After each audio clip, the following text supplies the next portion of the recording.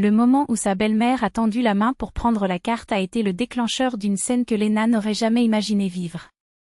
Ils venaient de quitter le supermarché, leur sac encore lourd dans les bras, lorsque Galina Petrovna s'est arrêtée brusquement devant le distributeur automatique. « Donnez-moi la carte, Lena. J'en ai besoin de 5000 maintenant.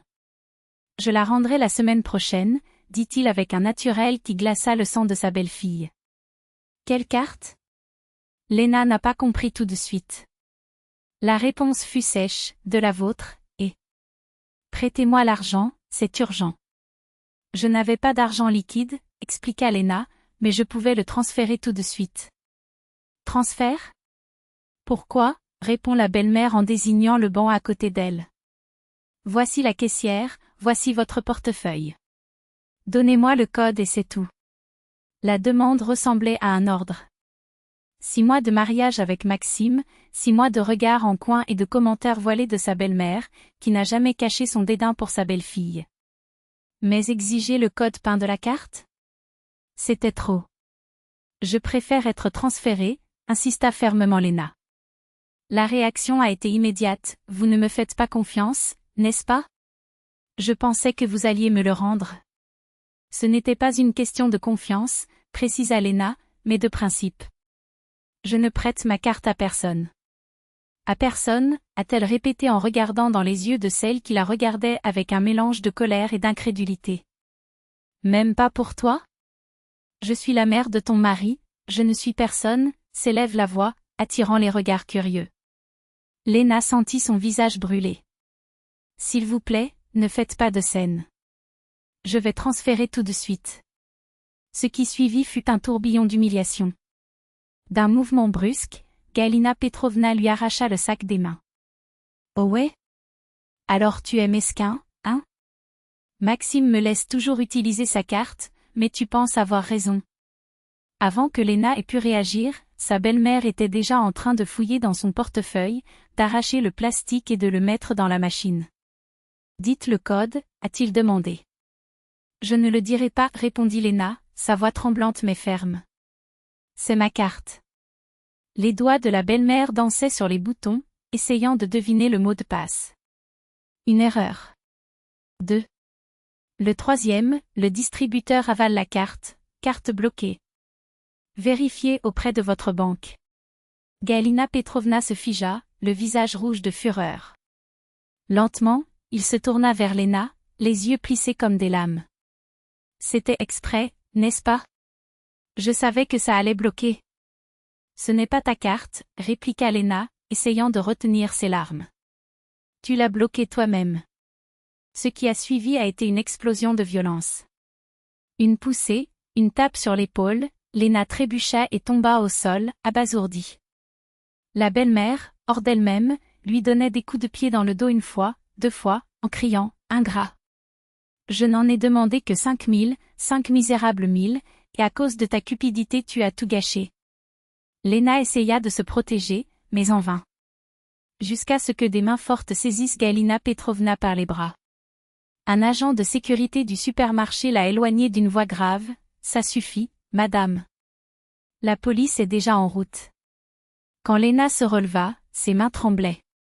Son genou saignait, sa paume brûlait à cause de coupures, son épaule palpitait et prenait une vilaine couleur violette. « Est-ce que tout va bien ? » a demandé l'agent de sécurité, offrant son soutien. Elle hocha la tête, plus par instinct que par conviction. La belle-mère, devenue pâle, balbutia en s'excusant, « Lenochka, je ne voulais pas. Tu m'as provoqué. Tu n'as qu'à me donner le code. » Éloignez-vous d'elle, ordonna l'agent de sécurité. 10 minutes plus tard, la voiture de police arrivait. Les caméras de la banque ont tout enregistré. Le policier est objectif, voulez-vous déposer une plainte ? Lena regardait Galina Petrovna, recroquevillée, les yeux humides. Si je m'inscris, Maxime me tuera, pensait-il. Ou non. Soudain, il réalisa qu'il ne savait pas. Elle n'était pas sûre que son mari la défendrait contre sa propre mère, contre la femme qu'il avait élevée, mais qui maintenant l'attaquait sans pitié. Oui, dit-il, sa voix ferme malgré sa peur. Je veux m'inscrire. À la maison, Tout en soignant ses blessures avec de la glace et un antiseptique, Léna a appelé Maxime. Il est arrivé dans l'heure, les yeux écarquillés en voyant les marques sur le corps de sa femme. « Mon Dieu, Léna » murmura-t-il en la serrant doucement dans ses bras. Maman a perdu la tête. Mais tu sais que je suis de ton côté, n'est-ce pas? Elle voulait croire. Alors tu penses que c'est vrai que j'ai enregistré un rapport? Le silence qui suivit fut éloquent. Maxime hésita, c'est ma mère, Léna. Ils peuvent l'arrêter, lui donner une amende? Ta mère m'a attaqué parce que je refusais de lui donner ma carte. Elle a volé mon mot de passe, bloqué ma carte et m'a battu en public. Et tu veux que je laisse tomber? Elle est impulsive, tu sais comment elle est, a-t-il tenté de se justifier. Impulsif, s'écriait Maxime. Frapper quelqu'un est un crime. Il lui tient la main, suppliant, nous allons abandonner la plainte. Elle va s'excuser, elle va payer les dommages. Il n'est pas nécessaire d'aller à cet extrême. Léna lâcha prise, incrédule. Est-ce que vous me demandez de tout gâcher? De faire comme si cela n'était jamais arrivé? Ce n'est pas faire semblant, c'est pardonner. C'est la famille. Ta mère m'humilie dès le premier jour. Elle critique mes vêtements, ma nourriture, ma façon de parler. Elle arrive sans prévenir, se moque de tout. Et maintenant, en plus, elle me frappe. Et tu appelles cette famille? Elle est compliquée, mais c'est ma mère. Le seul membre de la famille qui me reste, a-t-il argumenté, la voix brisée.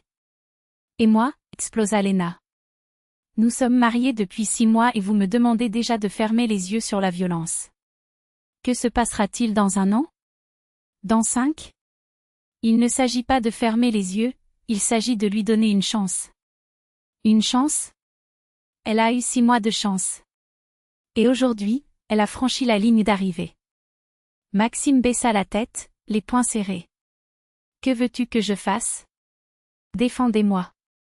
Dites-lui qu'elle a tort. Si jamais elle me touche à nouveau ou essaie de gâcher nos finances, vous couperez les ponts. C'est impossible, Léna. Je ne peux pas faire ça à ma mère. Mais tu peux me le faire, n'est-ce pas? Tu peux me demander de me taire.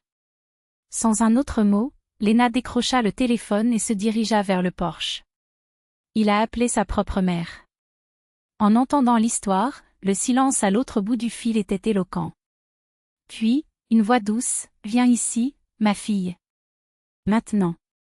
À son retour, Maxime tapait un message, probablement destiné à Galina Petrovna.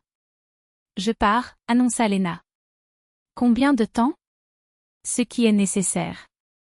Je dois décider si je veux passer ma vie avec quelqu'un qui n'a pas le courage de me protéger. Vous exagérez, marmonna-t-il. Non, Maxime. C'est vous qui minimisez cela. Votre mère a commis un crime. Elle m'a volé, tenté de frauder et m'a agressé. Et vous voulez que je prétende que c'était un malentendu.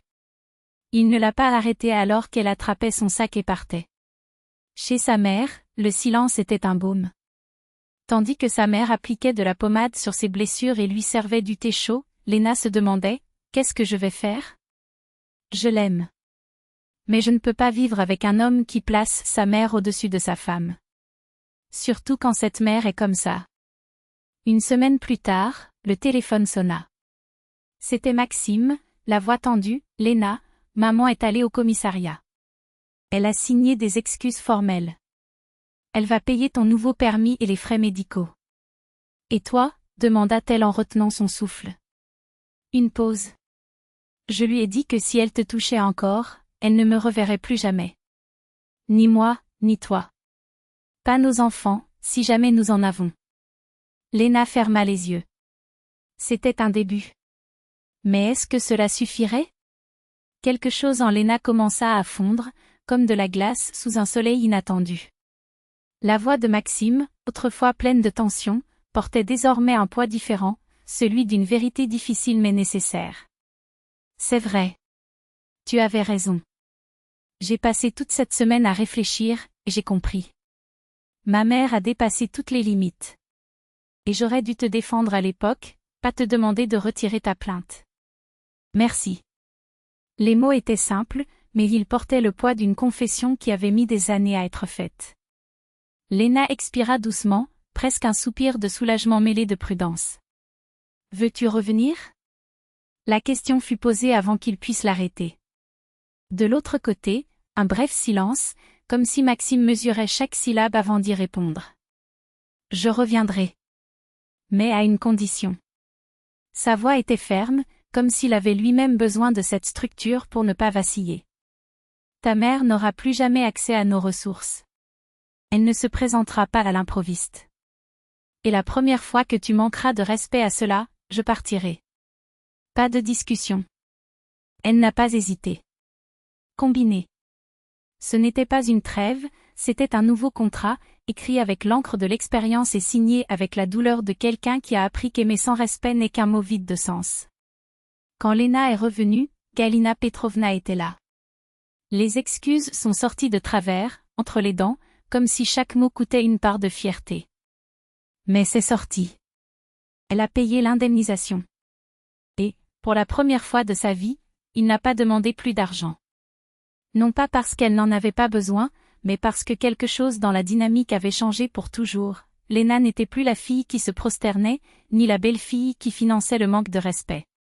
C'était une femme qui avait tracé une ligne dans le sable et qui, pour la première fois, voyait les autres reculer. La leçon est restée gravée dans sa mémoire comme une cicatrice qui fait mal rien qu'au toucher, les limites ne sont pas négociables. Pas quand ils viennent d'étrangers, pas quand ils viennent du sang. Surtout quand ils viennent du sang. Parce que les vrais liens ne sont pas ceux qui vous obligent à effacer vos limites au nom d'un amour déformé, ce sont ceux qui les reconnaissent, qui comprennent que respecter votre espace est la seule façon de mériter d'en faire partie. Cette carte, Léna ne l'a plus jamais prêtée. Pas même pour son mari. Non pas par mesquinerie, mais par acte de souveraineté silencieuse, l'indépendance financière n'est pas l'avidité. C'est la monnaie la plus précieuse du respect de soi.